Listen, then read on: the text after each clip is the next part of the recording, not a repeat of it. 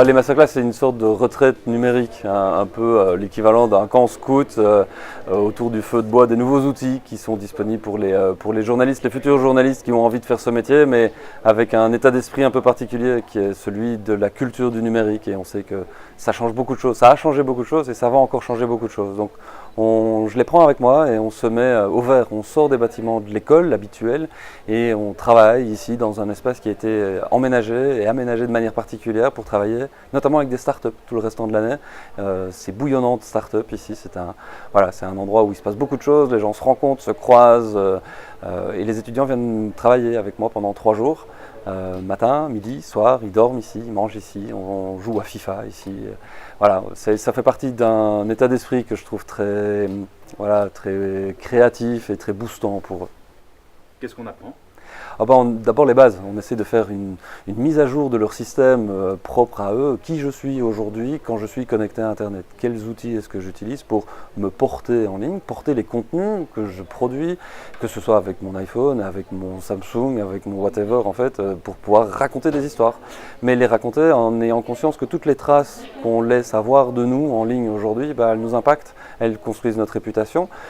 Ça peut être désastreux dans certains cas, ça peut aussi être un formidable outil à utiliser pour se créer sa propre vie d'entrepreneur, en tout cas entreprendre dans sa propre carrière. Voilà, c'est un peu ça l'idée.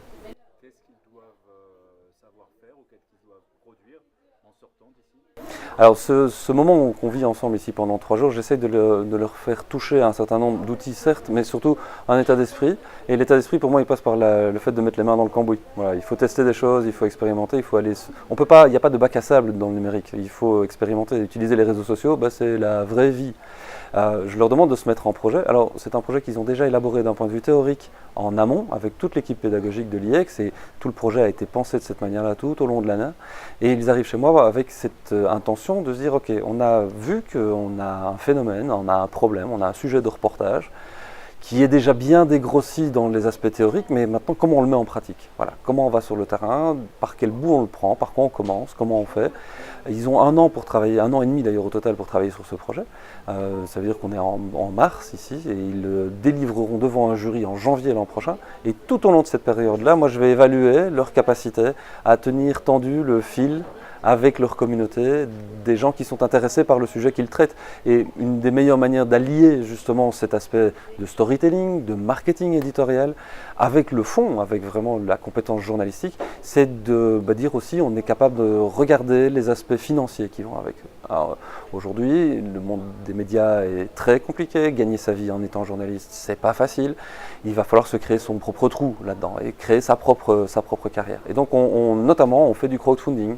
Un crowdfunding qui est accompagné, où on essaye de leur montrer tout l'intérêt de se mettre en réseau et de progressivement élargir le cercle des gens qui sont bienveillants vis-à-vis d'eux et qui vont les aider financièrement. Mais l'argent n'est pas une fin en soi, c'est la démarche derrière qui est plus importante. Ça fait 4, 5 ans c'est la 4e année, que ça existe maintenant. On a compris ce qu'eux apprennent au cours du processus. Qu'est-ce que toi tu as appris? À me remettre en question tout le temps.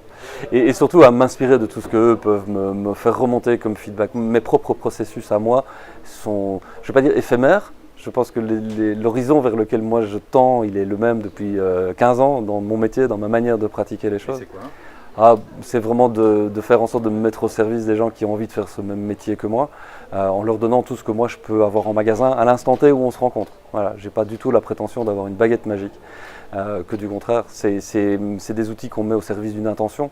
Voilà, c'est pour ça que le crowdfunding, on l'a développé d'une certaine manière avec KissKissBankBank dans un premier temps, qui est une plateforme qui fait très bien son boulot autour de tout ça, mais qui a un peu le défaut de sa grandeur et de sa grosseur, c'est qu'elle est plus très malléable, on peut plus vraiment fine-tuner plein de choses, la mettre à notre main.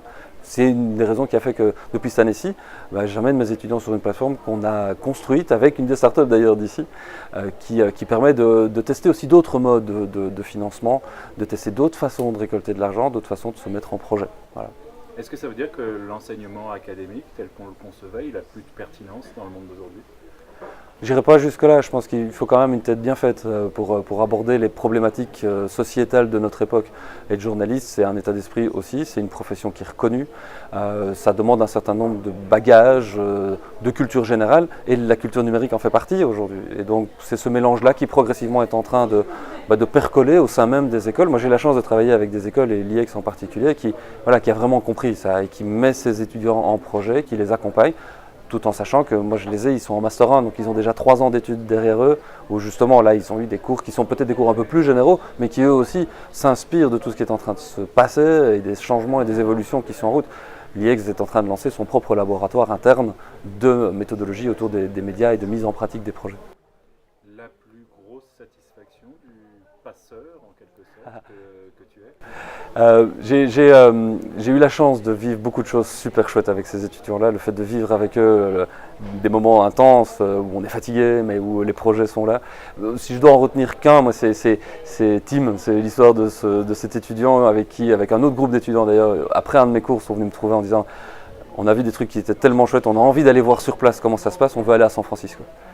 Je fais ok les gars, mais il faut trouver un modèle économique derrière ça, on ne va pas y aller en pédalo. Et ils ont monté le projet.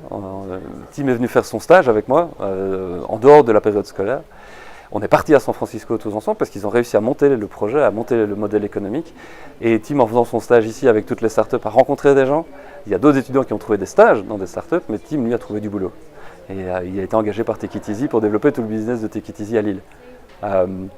Ouais, ça c'est des chouettes choses. Ouais.